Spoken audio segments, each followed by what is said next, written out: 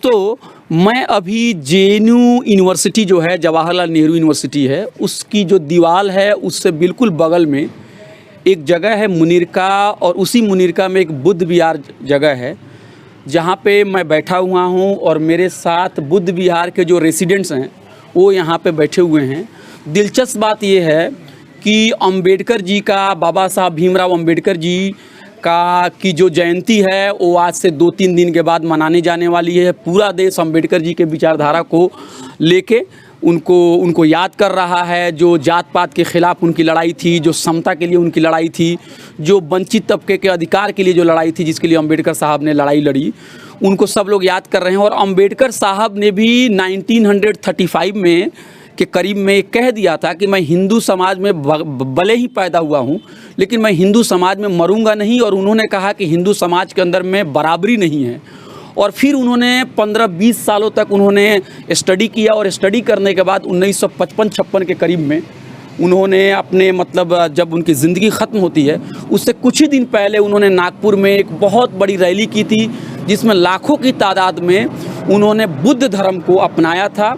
और बुद्ध धर्म का पैगाम यही है कि बराबरी का पैगाम है। और अंबेडकर साहब ने कहा कि मैंने बुद्ध धर्म इसलिए अपनाया है क्योंकि बुद्ध धर्म के अंदर में एक सोशल फीलिंग है, एक सॉलिडारिटी की फीलिंग है, एक बंधुत्व की फीलिंग है, एक लोगों को आपस में प्रेम से रहने की एक फीलिंग देता है।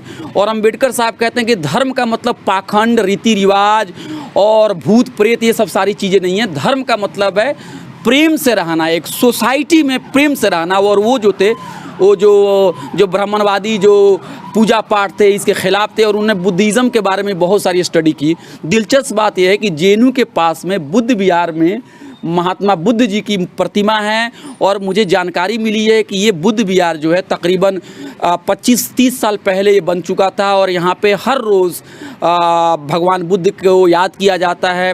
तो इसी सारी चीज़ों को जानने के लिए ये जो दिल्ली जो है उसके दिल में एक जगह है मुनीरका जेएनयू, वहाँ पे बुद्ध को लेके बुद्ध के इतने ज़्यादा अनुयायी यहाँ पे बैठे हुए हैं, उनके फॉलोअर्स हैं। तो हम चाहेंगे कि ये उनसे ये सवाल पूछेंगे कि ये बुद्ध विहार कैसे बना, अंबेडकर जी के विचारधारा से आप लोग कैसे प्रभावित हैं, अंबेडकर जी के बारे में कुछ यादें हों तो उसके बारे में बताइए, बुद्ध धर्म को आप कैसे समझते हैं। क्योंकि आजकल ब्राह्मणवादी सिस्टम इतना मजबूत हुआ है कि लगता है कि पूरा हिंदुस्तान जो है वो बिल्कुल एक ही रंग में रंग गया है, लेकिन ऐसी बातें नहीं है। सर नमस्ते, जय भीम सर। तो आप अपना नाम बता दीजिए और जो है आप बताइए कि ये कब बना, क्या बना।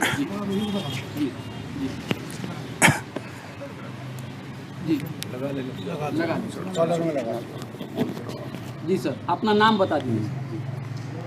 मेरा नाम बनारसी लाल है। बनारसी लाल जी। बनारसी लाल जी।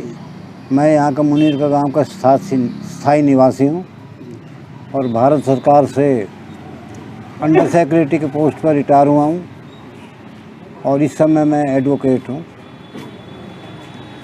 ये मुनीरका गांव काफ़ी बड़ा गांव है। इसमें सभी जाति के लोग रहते हैं। कुम्हार भी रहते हैं, नाई भी रहते हैं, वाल्मीकि भी रहते हैं, खाती भी रहते हैं, लोहार भी रहते हैं, और एक इसमें जो जाट भी रहते हैं। तो जो सबसे बड़ा जो पिछड़ी जातियों में तबका है वो जाटव अपने आप को कहता है। जी जी। ये बाबा साहब का जब नाम आया था उससे पहले भी यहाँ पर मुनीरका गांव में जागृति थी ब्राह्मणवाद के खिलाफ। कबीर पंथ के द्वारा, रैदास पंथ के द्वारा यहाँ पर सत्संग होते थे। तो हम कुछ यूथ से वहाँ पर 15-16 साल के उम्र होगी हमारी, तो हमने यहाँ पर एक शेड्यूल्ड कास्ट के नाम से संस्था बनाई। फिर बाबा साहब का यहाँ पर समाचार आ गया तो हमने कहा कि क्यों ना यहाँ पर बुद्धिस्ट सोसाइटी ऑफ इंडिया भारतीय बौद्ध महासभा की शाखा खोली जाए, जिसकी स्थापना 1955 में परम पूज्य बाबा साहब B.R. अम्बेडकर ने की थी। तो 12 अक्टूबर 1967 को यहाँ पर बुद्धिस्ट सोसाइटी ऑफ इंडिया भारतीय बौद्ध महासभा की शाखा खुली। यहाँ पर वंदना शुरू हो गई। उस समय विरोध भी समाज में बहुत था बुद्धिस्ट सोसाइटी का, लेकिन यहाँ के जो स्कूल के हम उस समय बच्चे थे, यहाँ पर पर्यटन चलते रहे, और ये हुआ कि भाई यहाँ पर एक बुद्ध विहार की स्थापना की जाए।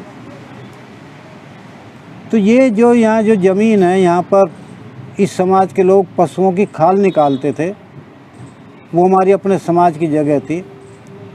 और कि 1976 के करीब यहाँ पर मुनीर का बुद्ध विहार की स्थापना हुई। जब से यहाँ पर रेगुलर हर रविवार को बुद्ध वंदना चल रही है, जैसे कि बाबा साहब ने कहा था। यहाँ पर कम लोग भी आते हैं। आजकल जो है एवरेज 30-35 पढ़े लिखे लोगों की यहाँ पर हो जाती है।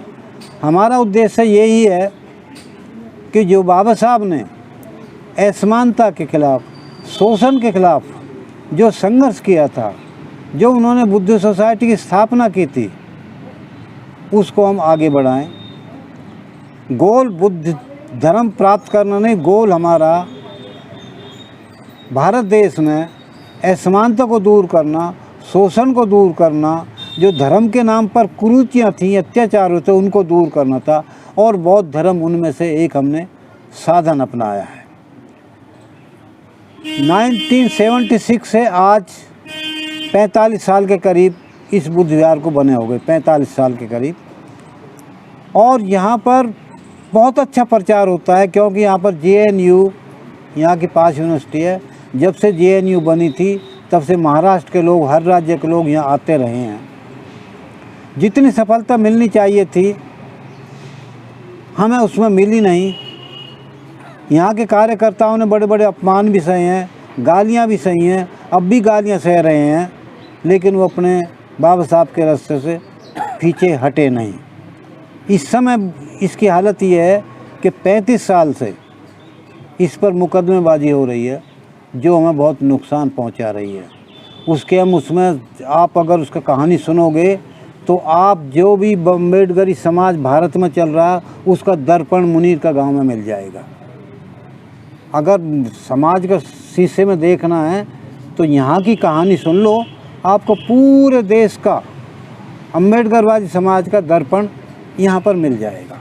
हम डिटेल में नहीं जाना चाहते, लेकिन अब हमारी यहाँ संख्या बढ़ रही है, लोग बाग पैसे भी दे रहे हैं, बाहर के लोग भी आते हैं यहाँ पर। और ये बुद्धिस्ट सोसाइटी सब यहाँ के पर कार्यकर्ता बैठे हुए हैं।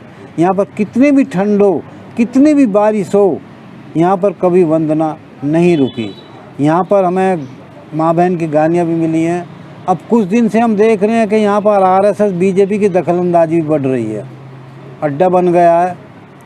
और यहाँ पर इस बुद्ध विहार की RSS की और BJP वालों की बुरी निगाह है कि भाई इस पर क्या काम हो रहा है। लेकिन हम बाबा साहब के अनुयायी हैं, सच्चे दिल से, अपने दिल से काम करते रहेंगे। ये यहाँ पर बुद्ध विहार का निर्माण इसलिए नहीं हो पा रहा क्योंकि मुकदमे चल रहे हैं, और मुकदमे करने वाला भी बौद्ध भिक्षु ही है, नागसेन, 35 साल से तबाह किया हुआ है। ये और कोई क्वेश्चन पूछना है तो हम बताएंगे, बाकी और क्वेश्चन का मेरे साथी जवाब देंगे। एक बार जितने भी लोग एक बार बात रखते उसके बाद। ठीक आप बोलिए सर। हाँ, शॉर्ट में बोलो। आप अपना नाम बता दीजिए और जो भी आपको लगता है, जो चीज़ें ऐड करना चाहते हैं सर ने जो बोली, जो भी शॉर्टेस्ट वे में जो। अशोक कुमार नाम है मेरा। आप क्या करते हैं सर? जॉब करता हूँ प्राइवेट सेक्टर में, IT कंपनी में। तो वो ये हमारे यहाँ पे जैसे आप देखिए कि यहाँ पे कोई भिक्षु नहीं है, मतलब बौद्ध भिक्षु नहीं है, और यहाँ बुद्ध विहार प्रॉपर से बनाना चाहिए वो भी नहीं है। उसके बावजूद भी यहाँ पे इतना काम हो रहा है। हम लोग रेगुलर हैं, हर संडे हम वीकली 15 करते हैं। तो उस हिसाब से देखा जाए कि बगैर भिक्षु के और हम आपस में इकट्ठे होते रहते हैं और यहाँ ये चर्चा करते हैं। तो शुरू में कुछ लोग थे, धीरे धीरे हमारे लोग बढ़े हैं अभी। तो हम तो ये मानते हैं कि हमने जैसे भी है बाबा साहब को जो प्रचार है उसको जीवित रखा हुआ है ऐसे माहौल में भी। जबकि यहाँ पे देखा जाए तो जिनके घर बुद्ध विहार की दीवार से सटे हुए हैं वो यहाँ एक नहीं आता। ये भी अफसोस की बात है, एक नहीं आता यहाँ पे। ये है ये बिल्कुल नहीं, एक बार पाँव तक नहीं रखते हैं। कई लोग तो बुद्ध विहार को मतलब ऐसे यूज़ करते हैं, बस जैसे मानते भी नहीं है, अपने पर्सनल के लिए, बस शादी के लिए यूज़ कर लिया, गाड़ी खड़ी करने के लिए यूज़ कर लिया। तो बाबा साहब को मानने वाले लोग कम ही हैं, लेकिन जो हैं वो दिल से हैं। और उस हिसाब से जिस हिसाब से यहाँ पे माहौल है, ऐसे माहौल में भी यहाँ पे हम बौद्ध धर्म को जीवित रखे हुए हैं। ये हमारा उपलब्धि है, चाहे किसी भी लेवल की हो, और यहाँ पे चर्चा बाबा साहब का जन्मदिन हमेशा बनाया गया है, बुद्ध जयंती हमेशा मनाई गई है। बुद्ध जयंती के लिए यहाँ से झांकियाँ भी जाती है। 14 अप्रैल ने हमेशा धूमधाम से बनाया। हम यहाँ से पार्लियामेंट के लिए बस भी ले आते रहे हमेशा ही, अभी तो कोरोना के चक्कर में नहीं गई है। और इस 14 अप्रैल को जो आ रहा है अभी बुधवार को, इसमें भी हम जो है यहाँ पे कार्यक्रम करेंगे, चर्चा करेंगे बाबा साहब के जीवन से। और आज हमने महात्मा ज्योतिबा फूले के ऊपर करी थी। तो ये हमारा यहाँ पे चल ही रहा है बस, जैसे भी अभी ये हमारे मार्गदर्शक हैं हम सबके। बनारसी लाल जी हमारे हैं, ये हमारे मार्गदर्शक हमारे आदरणीय हैं। तो इनका काफ़ी संघर्ष रहा है। ये मुकदमे की पैरवी यही संभाल रहे हैं भारतीय बौद्ध महासभा की तरफ से। तो कुछ लोगों का जो है गलत नियत है। आपका मतलब अगर बहुत ही ब्रीफ में कहें तो कुछ लोगों को लग रहा है कि मुकदमे जीत के यहाँ ये ज़मीन अगर उनके कब्जे में हो जाए तो फिर नामो निशान बुद्धिज़्म का जो है यहाँ से बुद्धिस्ट सोसाइटी का खत्म हो, वो तो प्राइवेट प्रॉपर्टी के तौर पे इस्तेमाल कर लेंगे। यहाँ पे मॉल तोल खड़ा कर देंगे। यहाँ पे वही है ना, उनको ये प्रॉपर्टी दिख रही है, विचारधारा लोगों की जो कुर्बानी है वो नहीं। उनको दिख रहा है कि ये जमीन का एक टुकड़ा है।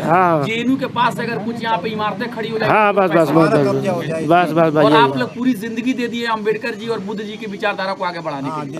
हम लगे हुए हैं। आप कुछ कहना चाहते हैं? धन्यवाद। सबको मिलेगा। मैं अरुण कुमार गौतम, यहाँ जो ब्रांच है हमारे भारतीय बौद्ध महासभा की जो ब्रांच है, मैं उसका कैशियर हूँ। और मैं अम्बेडकर मिशन में आगे तक भी काम करते रहेंगे और हम इस मिशन से जुड़े हुए हैं। बाबा साहब की विचारधारा को आगे भी बढ़ाएंगे। जय भीम, नमो बुद्धाय। उनको जो बातें छूट गई हैं वो आप उसमें ऐड कर सब लोग बोलेंगे। शॉर्ट में ना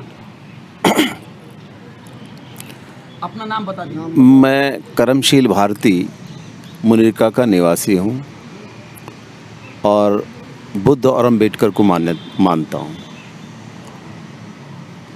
जो ये बुद्ध विहार है,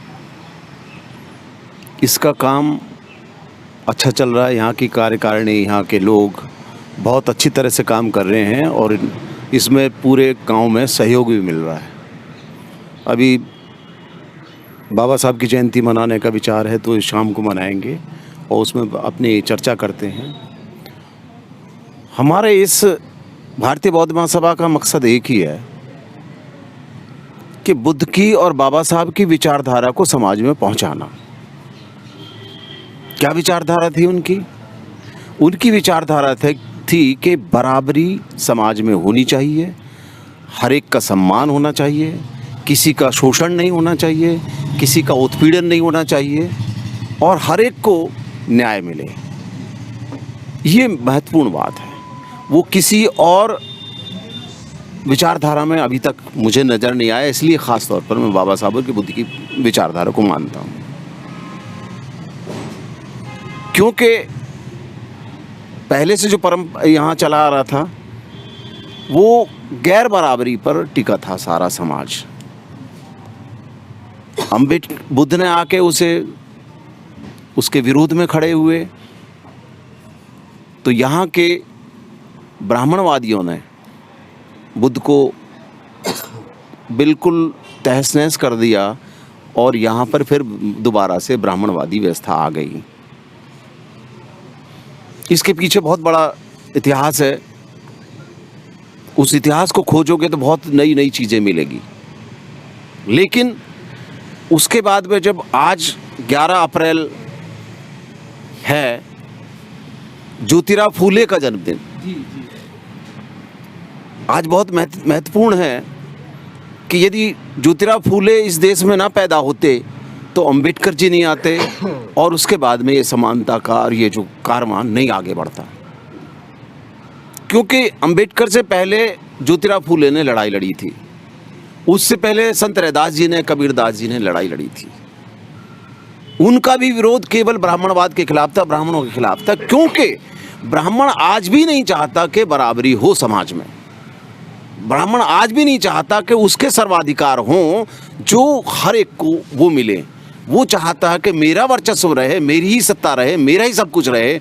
इसलिए ख़ास तौर पर बाबा साहब का और ज्योतिराव फूले का चिंतन, मनन और उनका सारा संघर्ष उनके खिलाफ रहा और ये आज भी जारी है। उनके अनुयायी जिस तरह से अंबेडकर लड़े, जिस तरह से फूले लड़े, उस तरह से नहीं, उसी के अनुकूल चलते हुए उनके खिलाफ लड़ रहे हैं। और आज समाज में काफ़ी बदलाव दिखाई दे रहा है। लेकिन ब्राह्मणवाद आज भी जिंदा है। जब तक ब्राह्मणवाद जिंदा रहेगा, देश की स्वतंत्रता को खतरा रहेगा। देश की स्वतंत्रता को खतरा रहेगा, उससे ब्राह्मण को कोई लेना देना नहीं है, क्योंकि वो स्वतंत्रता चाहता केवल अपनी। यही बात राउंड टेबल कॉन्फ्रेंस में बाबा साहब ने भी कही थी। उन्होंने अंग्रेजों के सामने कही कि भाई 150 साल से तुम्हारा राज रहा और हमारी हालत वो ये जो पहले थी, चाहे मुगल आए या ढूंढ आए, कुछ भी आए, तो फिर तुम्हारे होने का क्या मतलब हुआ। सबसे उन्होंने 1932 में वो सवाल उठा दिया जो आज तक किसी स्वतंत्रता सेनानी ने उठाया, ना किसी ने उठाया, जो अंबेडकर ने सवाल उठाया। उस पर चिंतन मनन करके आज जो समता की बात चल रही है, वो उसी का एक निष्कर्ष है। आज हमारा संघर्ष जो है वो उसी आंदोलन का संघर्ष है, उसी का निष्कर्ष है। उसी से आज हम एक स्वतंत्रता देश में रहते हुए स्वतंत्रता महसूस कर रहे हैं, स्वतंत्रता वातावरण को कोशिश कर रहे हैं इसे बनाने की। लेकिन हमारे खिलाफ, पूरे देश के खिलाफ इस तरह का षड्यंत्र चल रहा है कि पूरी तरह से दोबारा से इस देश को गुलाम करने का।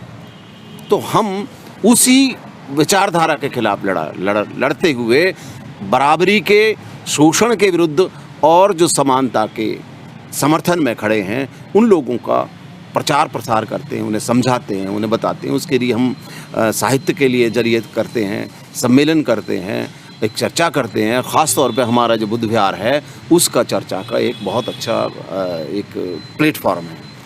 इसी के साथ अब जो हमारी हर हफ्ते जो चर्चा होती है, इन्हीं मुद्दों पर होती है, ताकि समाज को और देश को पता चले कि क्या। तो एक चीज बताइए, चर्चा कब होती है, अगर कोई साथी अगर इसमें साथी सम्मिलित होना चाहता जी जी, ये चर्चा हमारी 9:30 से और 11 बजे तक होती है। संडे के रोज, संडे टू संडे।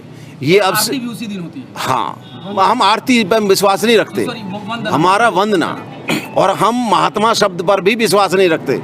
भगवान शब्द है, बुद्ध के लिए प्रयुक्त है, इसलिए तो हमारा। भगवान में और महात्मा में क्या फर्क है, जरा ये बता दीजिए। भगवान का मतलब ये है जिसने भग्न कर दिया हो, तोड़ दिया हो सारा अपना जो उनका जो अहंकार तोड़ दिया हो और लोभ खत्म कर दिया हो। हाँ, राग द्वेष सारा तो संसार हमें भगवान बोलना चाहिए, हमें भगवान। भगवान सही शब्द है, भगवान बिल्कुल शब्द, भगवान शब्द है वो पाली में। तो इसलिए वो महात्मा, ब्राह्मण बोलते हैं, ब्राह्मण को महात्मा, आत्मा परमात्मा से विश्वास है, लेकिन बुद्ध का कभी भी उनसे विश्वास नहीं रहा। इसलिए तो हम, अगर हमें भी बोलना होगा, हम भी पढ़े लिखे होकर गलती कर देते हैं। हाँ, हम भगवान बुद्ध बोलेंगे, भगवान हम महात्मा बुद्ध नहीं बोलेंगे। बिल्कुल, यही शब्द, यही प्रयुक्त शब्द है। यही आज मैं भी अपने आप को जी करेक्ट कर लिया, और हमें आरती भी नहीं कहना, हमें वंदना कहना। वंदना का मतलब है एक तरह से हम उनको, हाँ, उनको सम्मान देने के लिए करते हैं हम। और आरती का मतलब बहुत ही आरती का मतलब तो बहुत उसके अंधभक्ति। हम अंधभक्ति नहीं करते, हम जो है एक तरह से एक मीटिंग का एक करने का ये है हमारा, ये बस केवल लोगों को इकट्ठा करके समझाने का, बताने का कि सच ये है, झूठ ये है, यही है। तो इसी के साथ जय भीम, नमो बुद्धाय। लीजिए और बोलिए, सब लोग एक बार बोलिए। आइए बुद्ध विहार के बारे में ज़्यादा बताना। तो थोड़ा इधर आ जाइए, थोड़ा आगे और आ जाइए जी। अपना नाम बता दीजिए। ठीक है। मेरा नाम सुबोध कुमार है, मैं मुनीरका गांव का निवासी हूँ। ये मुनीरका बुद्ध विहार लगभग 1976-77 में जो बना था, उसके फाउंडर मेंबरों में, बनाने वाले लोगों में मैं शामिल हूँ। और इस वक्त जो हमारे साथ जो बैठे हुए हैं बनारसी लाल जी, ये भी फाउंडर मेंबरों में हैं। जब से ही ये बुद्ध विहार बना है, जब से ही मैं इसकी लगभग सारी एक्टिविटीज़ में शामिल रहा हूँ। और हमारी कोशिश होती है कि हम बाबा साहब और बुद्ध की विचारधारा को पढ़ के, समझ के, और उसकी जो सही व्याख्या है, जो उसका सही अर्थ है, वे लोगों को प्रचार प्रसार किया जाए, बताया जाए। यही हमारी कोशिश रहती है, अपनी शक्ति और सामर्थ्य के अनुसार बाकी ये बुद्ध विहार जो है सबसे अच्छा स्थिति में है इस वक्त वैचारिक तौर पर। यहाँ जितने मुनिरका में जितने इंटेलेक्चुअल जितने यहाँ हैं, शायद संभव है कि पक्का तो मैं नहीं कह सकता कि शायद और जगह दिल्ली में शायद इतने नहीं हो। इसलिए हमारी कोशिश यही रहती है कि भगवान बुद्ध और बुद्ध की विचारधारा और अंबेडकर की विचारधारा की सही व्याख्या की जाए, यही प्रयास हमारा है। वैसे इतना ही हम कर सकते नहीं, हैं। और एक चीज़ हमें बताइए, बहुत सारे लोग क्या है ना कि आजकल जो सिस्टम ऐसा चल रहा है कि सही बातें लोगों तक नहीं पहुंच रही है, तो भगवान बुद्ध के बारे में जो उनकी कुछ मूल उपदेश हैं, कुछ बातें हैं, तो जरा ये बता दीजिए। हो सकता है कुछ लोग इसको नहीं जानते हो जी, कुछ ये भी बता दीजिए। बुद्ध के जो मूल उपदेश हैं, बुद्ध का जो है, बुद्ध की विचारधारा ब्राह्मणवाद के विरुद्ध चली है। जी जी ब्राह्मण संस्कृति और श्रमण संस्कृति, दो ही संस्कृतियों का भारत में टकराव रहा है, जी, जी। जो पहले भी था आज भी था। जी, तो ब्राह्मण संस्कृति जो होगी वो जात पात पर अब आधारित है, और जो श्रवण मतलब जो आपको जो परंपरा है वो बराबरी पे बा जी। हाँ, ब्राह्मण संस्कृति जो वर्ण व्यवस्था पे है, वर्ण व्यवस्था से जाति व्यवस्था बनी जी और उसी से छुआछूत बनी। जी और श्रमण संस्कृति जो है इसके विरुद्ध रही, वे गैर बराबरी के खिलाफ, समानता, बंधुता जी और स्वतंत्रता जो बाबा साहब के गोल हैं, ये उसको प्रतिनिधित्व करती है। जी और बाबा साहब ने भी एक जगह कहा है कि ये तीनों चीज़ें मैंने अपने बुद्ध से ली हैं। बिल्कुल भी उन्होंने कहा इक्वलिटी, ये तीनों चीजें मैंने बुद्ध से ली हैं। जो है बुद्ध वो से ली फ्रेंच हैं। रेवोल्यूशन से नहीं, वो कह रहे हैं कि वो मतलब बुद्ध जी से ली है। बुद्ध से ली हैं। जी। अच्छा, एक चीज़ और बताइए, हम लोग भी सुनते हैं कि बुद्ध धर्म के अंदर में बाबा साहब जो थे वो बिल्कुल ये कर्म कांड सब सारे चीज़ों के बहुत ही विरोधी थे, लेकिन कुछ लोग ये कहता है, मैं आलोचना नहीं कर रहा हूँ, कुछ लोग ये कह रहा है कि बहुत सारे बुद्ध के अनुयायी भी हैं, वो भी उस तरह की जो जिस चीज़ों को बाबा साहब ने उसकी बुराई की कि ये सब चीज़ों से ज़्यादा रिचुअल से सब चीज़ों से दूर रहो, उसमें वो भी फंसते चले जा रहे हैं। ये बात सही है कि गलत है? नहीं, बाबा साहब ने जो है, बाबा साहब ने 14 अक्टूबर अशोक विजयदशमी के दिन 1956 को बौद्ध धर्म की दीक्षा ली थी। उन्होंने हिंदू धर्म को त्यागा था, ना कि उन्होंने अपने इंडियन कल्चर और लोकल कल्चर को त्यागा था। अच्छा जी। लोगों में दिक्कत ये है कि हिंदू धर्म को तो त्याग नहीं रहे हैं, जो मैं समझता हूँ। वे अपने लोकल कल्चर और भारतीय जो कल्चर है उसको त्याग रहे हैं, जो गलत है। उसमें क्या डिफरेंसेस हैं, जरा बताइए। हमारा जो भारतीय कल्चर है, जो भारतीय है, वे बाबा साहब की वही स्वतंत्रता, समानता, बंधुता पर आधारित है। जी। जो भी इसके खिलाफ जाएगा वे हमारा नहीं है, और यही भारतीय कल्चर है। ये हमारा लोकल कल्चर भी इसी से मिलता जुलता है। अच्छा, एक सवाल ये मेरा है, हम लोग जब सोशियोलॉजी समाजशास्त्र पढ़ते हैं तो एक ज़माने में लोग ये कहते थे कि जात पात कास्ट जो है वो गांव में है। जैसे बिहार के गांव में, मैं बिहार से आता हूँ, तो बिहार के गांव में जात पात है, उत्तर प्रदेश के गांव में है, शहरों में जात पात नहीं है, शहरों में बराबरी हो गई। लेकिन आप लोग यहाँ पे कह रहे हैं कि बुद्ध की प्रतिमा जब बनी तो वहाँ पर भी आपके खिलाफ लोगों ने जुमले कसे, आपके खिलाफ लोगों ने गंदी गंदी बातें की। तो क्या आपको लगता है कि दिल्ली जैसे शहर में भी लोग जात पात की मानसिकता से ग्रसित हैं? नहीं, जात पात की मानसिकता तो पूरे देश में ही है। अच्छा। और जो वर्ण व्यवस्था है वहाँ तो जात पात रहेगी, वह टिकाई वर्ण व्यवस्था जात पात मतलब पे। इतना कंप्यूटर आ गया, मॉल आ गया, रेलवे मेट्रो आ गया, इससे जी उससे क्या, ये सारी टेक्नोलॉजी था। ये बाकी लोगों के टाइटल देखिए जी वेदी, चतुर्वेदी, त्रिवेदी, जी ये सही सारे रावत, ये सारे जो है जाति सूचक ही तो शब्द है। इन्हीं से पता लगता है कि किस जाति का है। इसी से ही सीधा पता लग जाता है कि कौन व्यक्ति किस जाति से संबंधित है। जी। तो ये इसे तो क्या, तो आपका क्या मतलब रास्ता आप क्या बता रहे हैं इस तरह से, अगर इसको ख़त्म करने के लिए क्या करना चाहिए? जातिवाद को ख़त्म करने के लिए ये है कि जो जातिवाद को पोषक जो चीज़ें हैं, जो उसको चलाती हैं, बढ़ाती हैं, प्रचार प्रसार करती हैं, उनको समाप्त किया जाए। वे यहाँ के सारे जो पुस्तकें हैं, जो ग्रंथ हैं, और वर्ण व्यवस्था समाप्त कर दी जाए तो जातिवाद खत्म हो जाएगा। जी, थैंक यू। सर, आप कुछ कहना चाहते हैं? आप भी अपना नाम बताइए, कुछ कहना चाहते हैं तो कहिए। मेरा नाम हरीश कुमार है, मैं मुनिरका का मूल निवासी हूँ। मेरा भी यही कहना है कि ये जो बुद्ध विहार बना है, एक्चुअली आज की डेट के अंदर जो इसका प्रचार प्रसार हम करने की सोच रहे हैं वो नहीं कर पा रहे हैं। उसका रीज़न यही है कि एक तो यहाँ पे क्या कहते हैं, बुद्ध विहार पे केस वेसिस कुछ स्वार्थ के कारण, कुछ लोग अपने स्वार्थ के कारण यहाँ पे केस कर दिया है, जिन्होंने वो इसको ज़मीन को हड़पने के चक्कर में लगे हुए हैं। उनका मेन मोटिव यही है कि जैसे आपने बताया कि मॉल या खड़े करें या पर्सनली प्राइवेट प्रॉपर्टी बनाने के लिए बेसिकली ये। मगर हम जो बुद्ध के अनुयायी हैं जितने भी हैं, हमारा प्रयास ये है कि हम ज़्यादा से ज़्यादा बुद्ध के प्रचार और प्रसार करें ताकि लोगों को अवेयर कर सकें। हमारा मेन मोटिव इस बुद्ध विहार का यही है। और यहाँ पे जितने भी JNU के स्टूडेंट्स हैं हम उनको भी बताते हैं, तो भाई क्या कहते हैं, मुनीरका में बुद्ध विहार का ये काम है और इसको आगे आप भी सहयोग करें हमारे साथ करने के लिए। बस मैं यही कहना चाहता हूँ। भाई आप कुछ कहना चाहते हैं?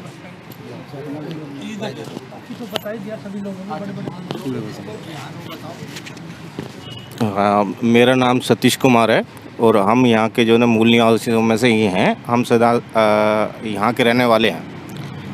हमने बचपन में से बुद्ध विहार को इसको देखा है। हम छोटे थे तो यहाँ हम खेलने आते थे। एक समय ऐसा था कि इस बुद्ध विहार की जो सौंदर्य की चर्चा जो है ना पूरी दिल्ली में होती थी। इस बुद्ध विहार के बारे में पूरी दिल्ली में चर्चा होती थी इस बुद्ध विहार की। ये जो आप पीछे देख रहे हो ना सारा एरिया, यहाँ पे बहुत सुंदर सुंदर फूलों की क्यारी बनी होती थी और हरा भरा था बिल्कुल। यहाँ एक जगह अमरूद का पेड़ भी था और पीछे जो ना ये मीठी जलेबी जो होती है उनका भी जो ना पेड़ लगे होते। तो यहाँ बहुत सुंदर माहौल था। अब इसकी हालत ऐसी हो गई है कि अब आप देख के भी हमें थोड़ा दुख होता है। क्या हुआ? फूल बाग कहाँ उजड़ गए? वो सब कुछ निजी स्वार्थी लोगों के कारण जो है सब कुछ उजड़ गया है। वो मुनीरका के ही लोग हैं, अपने ही भाई बंधे हैं जो भटक गए हैं, जो इस बुद्ध विहार को जो हथियाने के चक्कर में लगे रहते हैं अपने निजी स्वार्थ के लिए। और हम भी हाथ हमारे भी इससे बन जाते हैं कि इस सिलसिले में हम ज़्यादा काम यहाँ पे कर भी नहीं पाते। काम बहुत करना चाहते हैं। हम शुरू से ही यहाँ पे आते हैं, वंदना में आते हैं। सैटरडे संडे जब भी वंदना होती है तो हम अपना टाइम निकाल के हमेशा आते हैं।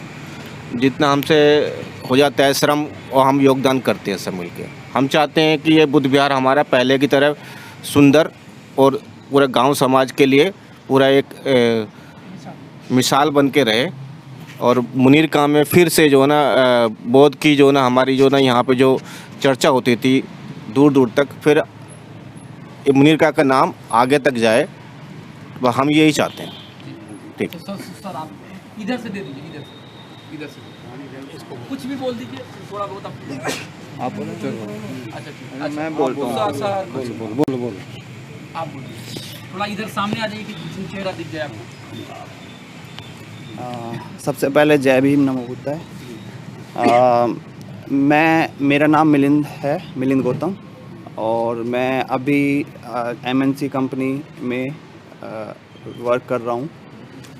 मैंने JNU से इटालियन लैंग्वेज सीखी हुई है, जिसके बदौलत मैं अपना वर्क कर रहा हूँ।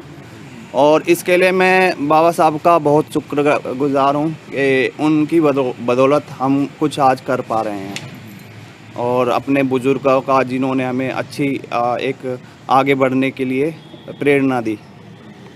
तो अगर बात करें इस बुद्ध विहार की, तो बचपन से ही हमें कुछ यहाँ से करने का मन में उठता रहा है कि बुद्ध विहार से हमें जो प्रेरणा मिलती रही है कि हमने अपने फ्यूचर में कुछ ना कुछ करें ताकि हमें जो है आगे बढ़ने का जो मौका मिला है उसमें हम अपना कुछ कर पाएँ फ्यूचर में।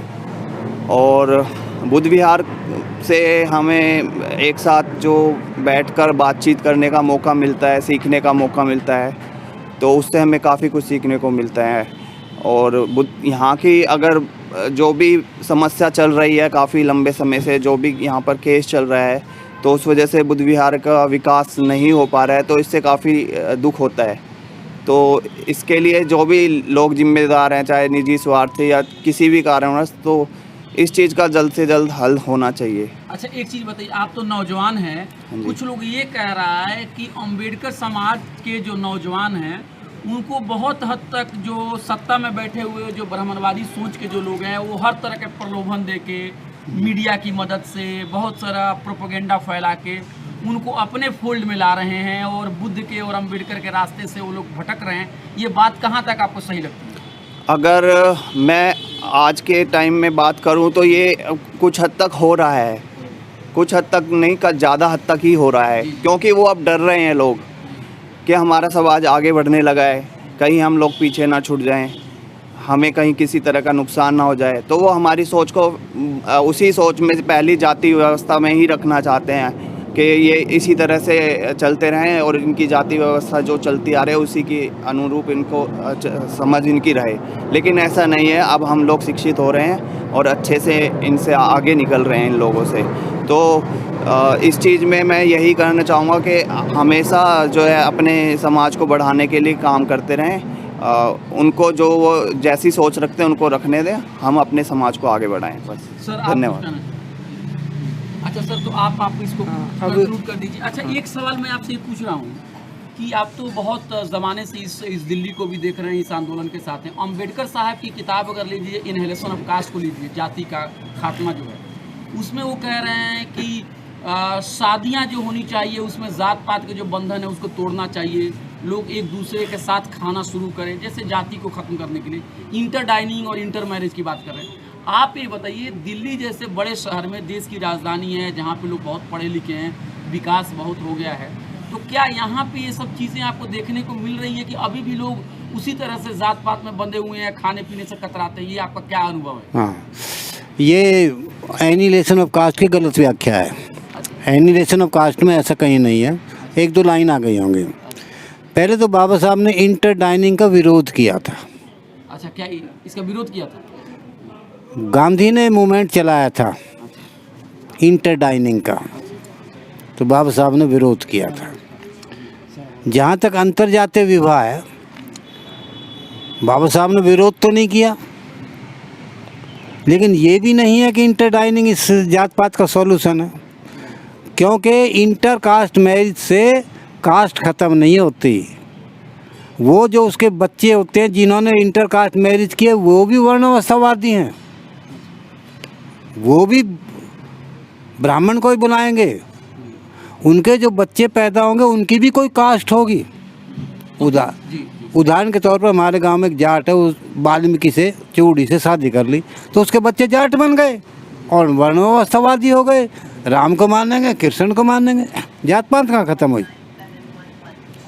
जात पात खत्म हुई। जात पात का अम्बेडकर जी की विचार, हाँ, अम्बेडकर की विचारधारा ये था कि जब तक एनिहिलेशन ऑफ कास्ट के अनुसार, जब तक ये फ्लो जो हो रहा है जात पात का, अनटचेबिलिटी का, धार्मिक ग्रंथ हैं, इन पर जब तक रोक नहीं लगेगी, इनको नष्ट नहीं किया जाएगा, जब तक जाति व्यवस्था यहाँ पर ख़त्म नहीं होगी। ये तो बात सही कहा। उन्होंने कहा था कि जो स्क्रिप्चर हैं, हाँ, जो स्क्रिप्चर से जात पात को क्या कहेंगे, पिलर का काम कर रहा है। हाँ, कर रहा है। तो आप मुझे ये बात बताइए, क्या आपको लगता है, आपने 1960 का भी दौर देखा है, 70 भी, 80 भी, 90, 2000, 2010, 20, ये स्क्रिप्चर की तरफ और धार्मिक ग्रंथ की तरफ जो जिसके अंदर में मान लीजिए गैर बराबरी है, उसके तरफ लोग और तेजी से लौट रहे हैं उसको खारिज करने के मुकाबले में। हाँ, बढ़ रहे हैं। अम्बेडकरवादियों में भी जो दलित बस्तियाँ, उसमें ब्राह्मणवाद पहले से बढ़ा है। जैसे हमारे गांव का उदाहरण लें, पहले यहाँ ब्राह्मण गुजरता भी नहीं था, अब घर घर में हवन हो रहे हैं। अब जो है मकान बनाएंगे तो ब्राह्मण से पूछ के, पहले नहीं करते थे। अच्छा, हम भी एक जगह किराए लेकर रहते हैं, तो शायद जो मकान मालिक है वो भी अम्बेडकर समाज से है, तो देखते हैं वो भी दिवाली के दिन पूजा पाठ करते हैं, सब कुछ कर, मतलब ब्राह्मणवाद पहले से बढ़ा है, रूप बदल गया। जात पात जो है शहरों में रूप बदल गया, जात पात उसी हालात में। आप जो आंदोलन कर रहे थे तो उसका क्या मतलब, उसका आंदोलन क्या असर हुआ? जब आंदोलन जो है सफल नहीं हो रहा, सफल नहीं हो रहा। ब्राह्मणवाद ही बढ़ रहा है, ये सच्चाई है, लेकिन कोशिश कर रहे हैं। और मैंने कहा जो पूरे देश में जो अम्बेडकरवादी आंदोलन है उसका दर्पण अगर देखना है तो मुनीर का कहानी सुन लो। ये जैसे जो टेस्ट करते हैं ना मिलावट में, दूध का एक कण लेते हैं, इसको जैसे ऐसे बोलते हैं ना फ्रिज में कि मतलब चावल का एक दाना हांडी से, हाँ बता दे, हाँ बता, हाँ जो रिसर्च करते हैं तो एक वो बना लेते हैं रिसर्च करने के लिए JNU में। तो ऐसे अगर इंडिया इसका दर्पण में देखना अम्बेडकर समाज कैसा, तो मुनीर का की कहानी उसका उदाहरण है। यहाँ पर आर्थिक प्रॉब्लम नहीं है, कहते ना गरीबी कारण है, लेकिन यहाँ तो सब दलित अमीर हैं, किराए आ रहे हैं सबके। एजुकेशन में भी ये बस्ती सबसे आगे है, आगे है। यहाँ पर गजटेड अफसर है, डॉक्टर है, चार्टर्ड अकाउंटेंट है, वकील है, सब कुछ है। और यहाँ पर माइनॉरिटी में भी नहीं है, फिजिकली भी ताकतवर है, डरते भी नहीं है। उसके बावजूद भी दिल्ली में भी हैं, दिल्ली में भी हैं और जेएनयू के पास है। अगर उनके खिलाफ अगर कोई बुरा करना चाहे तो Yes, हाँ। फौरन सामने आ हाँ, जाएगी। और जेएनयू पास है, इधर आईआईटी पास है, अच्छी कॉलोनी पोस्ट कॉलोनीज के बीच में। उसके बावजूद भी यहाँ पर ब्राह्मणवाद बढ़ा है। उसके बावजूद भी पहले तो ब्राह्मण आता ही नहीं था हमारे यहाँ। अब तो यहाँ पर आपको यहीं बैठा मिलेगा, मुफ्त में कर देगा हवन और बोतल पिएगा और पिलाएगा, मुफ्त में है, उसका फ्री है, वो बैठा, फ्री सर्विस है। तो ब्राह्मणवाद पूछे, मेरे लड़का होगा लड़की ब्राह्मण से पूछ रहे हैं, कुंडली दिखवा रहे हैं। पढ़े लिखों में जो पढ़ा लिखित शिक्षित वर्ग है उसमें अनपढ़ की अपेक्षा ब्राह्मणवाद मुनीरका में बढ़ा है। तो यही मतलब सारे देश की ऐसी बात है। अच्छा सर, तो एक चीज़ आप बताइए, नए नौजवान जो लोग हैं, आप लोगों ने बड़ी लड़ाई लड़ी है, बहुत कुछ झेला है। नए नौजवान जो मान लीजिए जो 15 साल 20 साल 25 साल का जो नौजवान है, उसके लिए जो हम लोगों का ये जो डिस्कशन जब देखेगा इसको, उनके लिए कुछ आप पैगाम, कुछ संदेश दीजिए कि इस कठिन मुकाबला, इस कठिन समय में कैसे मुकाबला किया जाए, अम्बेडकर जी की और बुद्ध जी की विचारधारा को कैसे आगे बढ़ाया जाए। नया जो वो है, जो एजुकेटेड वर्ग है जी, उसमें अनपढ़ से ज़्यादा हीन भावना है। अनपढ़ में कम हीन भावना और पढ़े लिखे में ज़्यादा, बहुत ज़्यादा भावना है। वो क्यों सर? वो अब जैसे आप दिल्ली यूनिवर्सिटी में जाओगे तो वहाँ भी वो किसी को बताना ही मैं शेड्यूल कास्ट। अच्छा, ठीक है। मतलब अपने आप को दलित समाज से होने पे और अम्बेडकरवादी होने पे उनको ये लगता है, और आरएसएस की मतलब विचारधारा फैलाने में गर्व करते हैं कि बहुत मतलब देखो, समरसता जो वर्ड दिया हो ना, समरसता के नाम पर उसने जो आरएसएस ने पकड़ा समरसता, तो वो मतलब पहले से ज़्यादा अंधविश्वासी। आज हमारी औरतें जो हैं पूरी तरह से अंधविश्वासी हैं। अच्छा, पहले मंदिर में जाने भी नहीं देता था, अब जा रही हैं। पहले तो मंदिर में बढ़ने ही नहीं देता था ब्राह्मण, अब जा रही हैं। कहाँ तक तरक्की करी है, नाचना सीख लिया है, लिपस्टिक लगानी, पाउडर लगाना और अच्छे कपड़े, क्योंकि अब गरीबी तो रही नहीं। तो अनपढ़ से भी ज़्यादा ये मतलब असलियत है समाज की। अच्छा, तो कुछ आप संदेश देना चाहते हैं अपने तो जरा बताइए। संदेश ये जाना चाहते हैं कि यहाँ पर जो है आज अम्बेडकर जी और फूले जी की जो जयंती आ रही है, इस मौके पे कुछ संदेश आप एक संदेश हमारा ये है कि जो बाबा साहब ने ऑर्गेनाइजेशन संगठन बनाए थे उसको तोड़ो मत, उसको मजबूत बनाओ। बाबा साहब ने बुद्धिस्ट सोसाइटी ऑफ इंडिया तोड़ने के लिए नहीं बनाई, लेकिन आज सबसे ज़्यादा उस पर हमले हो रहे हैं। बुद्धिस्ट आरएसएस पूरा घुसा हुआ। अच्छा, तो ये बताइए, दिल्ली में और जगह भी है इनके मतलब बुद्धिस्ट जो सोसाइटी है और भी है? थी, हाँ, बुद्धिस्ट सोसाइटी इसकी बड़ी शक्तिशाली थी। इसकी कम से कम 100-150 शाखाएं थी, बड़ी शक्तिशाली थी। लेकिन यहाँ भी आरएसएस ग्रुप ने उसका भी 2 टुकड़े करा के अलग बना लिया, लड़ाई शुरू हो गई। अच्छा, तो 2 ग्रुप उनमें भी बना दिए। वो अम्बेडकर भवन से काम करती थी, है, अब वो कमज़ोर हो गई। बॉम्बे में जो उसका हेड ऑफिस है वो इससे शाखा से भी कमज़ोर है। जो इसका हेड ऑफिस है बॉम्बे में, वो मुनीर का शाखा से भी कमज़ोर मिलेगा, इंटेलेक्चुअल लेवल पर, फाइनेंशियल लेवल पर। सही कह रहे हैं। उसका राजरतन वो हेड है, सिंसियर है, लेकिन इंटेलेक्चुअल लेवल पर मुनीर का से कम मिलेगा। वो यहाँ पर सक्सेस नहीं मिली, लेकिन काम रुका नहीं है। अच्छा, हाँ, बाबा साहब ने जो कहा था ये इंटरकास्ट मैरिज तो जातिवाद समाप्त करना हमारा काम नहीं है। हाँ, जातिवाद का जो बोल रहे थे, क्या बोल रहे थे आप? बोलिए। ये जो सवाल उठता है कि जातिवाद समाप्त किया जाए, बाबा साहब ने कहा कि जातिवाद समाप्त करना हमारा काम नहीं है, ये हिंदुओं का काम है। तो इससे तो हमें कोई लेना देना है ही नहीं। हमें तो बस बाबा साहब की विचारधारा पर चलना है। उनका ये है कि हिंदू धर्म को छोड़िए और बौद्ध धर्म जो उन्होंने कहा उसमें आइए, और उससे भी बढ़कर उन्होंने कहा है कि जो उनकी 22 प्रतिज्ञा है उनको मानिए, जब ही समाज में समानता आ सकती है। जी। अच्छा सर, एक चीज़ ये बताइए, ये लीजिए, बात तो हो गई, फिर हम आपसे कभी फिर बात करेंगे।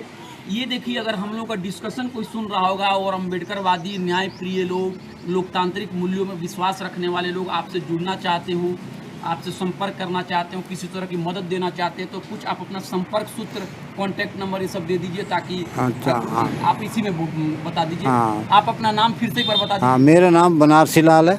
बनारसी लाल जी हैं, और आप अभी मुनीरका में आप हाँ। बुद्धिस्ट सोसाइटीज को आप ही सब देख रहे हैं। मैं देख रहा हूँ, प्रेसिडेंट अपना है। नंबर जरा और एक मैं बार आप लो।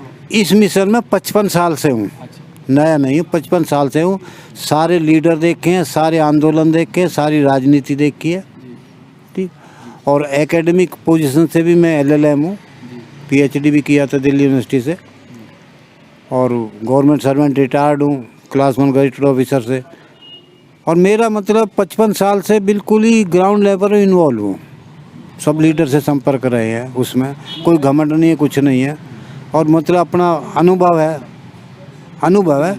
बाकी वो जो हमें सक्सेस दिखाई दे रही है, वो तो जो इंटरनेशनल लेवल पर जो चेंजेस हो रहे हैं तब भी होते हैं हमारे यहाँ।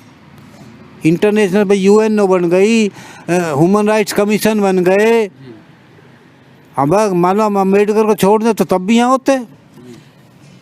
अम्बेडकर ने उसमें तेजी ला दी, स्पीड ही तो बढ़ाई है, लेकिन बाबा साहब को दलित समाज ने नहीं माना, बिल्कुल उसको नहीं माना, केवल शर्म के मारे। अगर ये अम्बेडकर को नहीं मानता, अंदर से वही अम्बेडकर विरोधी काम कर रहा। नवयुवक तो बिल्कुल भी नहीं आ रहा। अभी यहाँ बैठे थे, तो जैसे नवयुवक यहाँ से उठ गए फिर आ जाएंगे। मुनीरका में ही जो पढ़ा लिखा वर्ग आप आए, जब भीड़ लगी थी, लेकिन खिसक गए। RSS के बंदे भी थे खड़े थे, वे भी शुरू हो गए। हमने कहा भी आ जाओ, बैठ जाओ, नहीं बैठे।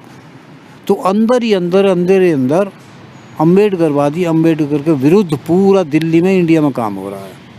कोई RSS का एजेंट है तो पैसा मिलते हैं, कोई किसी का एजेंट है, किसी को खिंचवा है, अपना काम कर रहे हैं। ये भी नंबर इसलिए दीजिए, कुछ लोग सहयोग भी आपको करना चाहते हो अगर किसी तरह से। हाँ, मेरा टेलीफोन नंबर है 9315243876। और भी नंबर ये भी दे दीजिए। हाँ, किसका 9654 आप ही बता बोलिए। दे, 9654 कर दे। 9654935376। अभी 25/3 को यहाँ हमने वोमेन कॉन्फ्रेंस की थी, और JNU से हमें बड़ा सहयोग मिला था। अब तो वो चले गए, दोनों की नौकरी लग गई, लड़के लड़की थे, और भी था। तो हमने कहा भी वोमेन ही कॉन्फ्रेंस करेंगी, वोमेन ही स्टेज पर बैठेंगी, वोमेन ही वक्ता होंगी, वोमेन ही सब काम करेंगी। तो JNU की लड़कियों ने संभाली थी वोमेन का। उसमें बहुत कम से कम यहाँ 250 वोमेन आ गई थी। बड़े अच्छे विचार हुए उसमें। ये सब कुछ हो रहा है दिल्ली में, लेकिन रिजल्ट, जैसे बच्चा बहुत मेहनत करता है ना, और जब मार्क्स आते हैं तो वही 40%, मतलब ये हो रहा है। बाकी हमारा जो है, हमारे दिल्ली के जो प्रेसिडेंट CS भंडारी है, और हमारा ये पब्लिकेशन चलता है वहाँ पर पश्चिम बिहार में, सम्यक प्रकाशन। जी, हम जानते हैं, वहाँ से किताबें लेते हैं। बस वो बुद्धि सोसाइटी से कांटेक्ट थे। अब तो चमचा एज भी वहाँ से छपी हुई थी। हाँ, वो जो है, हाँ, वो जो है वो शांत, तब उसकी डेथ हो गई कोरोना में। वो बहुत बड़े वर्कर थे, उसमें। लेकिन ऊपर से दिखाई दे रहा है, असलियत में वही ब्राह्मणवाद बढ़ रहा है हमारे घर में। मतलब हम व्यक्तिगत तौर पर भले ही हों, लेकिन हमारे रिश्तेदार, हमारे भाई बंद सब ब्राह्मणवादी मिलेंगे, ये सच्चाई है। तो दोस्तों, आपने देखा कि बनारसी लाल जी ने कितनी ईमानदारी के साथ सारी बातें कही। अपने लड़ाई, जो उनकी लड़ाई थी उसमें क्या कामयाबी मिली उसके बारे में भी इन्होंने बात बताई। उस लड़ाई के आगे क्या क्या बड़े बड़े पत्थर रखे गए हैं उसके बारे में भी बताई। और 55 साल से लगातार ये कोशिश कर रहे हैं। इन्हें खुशी भी है कि बुद्ध का जो ये आंदोलन है बुद्ध विहार में काफ़ी तेज़ी से चल रहा है, लेकिन उनको इस बात का भी मलाल है कि जितनी तेज़ी से लोगों को आना चाहिए उतनी तेज़ी से लोग नहीं आ पा रहे हैं। तो ये दोस्त देख लीजिए कि यहाँ पे मैं आपको दिखा पा रहा हूँ कि ये इनका जो सोसाइटीज़ है, अगर आप खत लिखना चाहते हैं, चिट्ठी लिखना चाहते हैं, तो आप इस पते पे इनको लिख सकते हैं।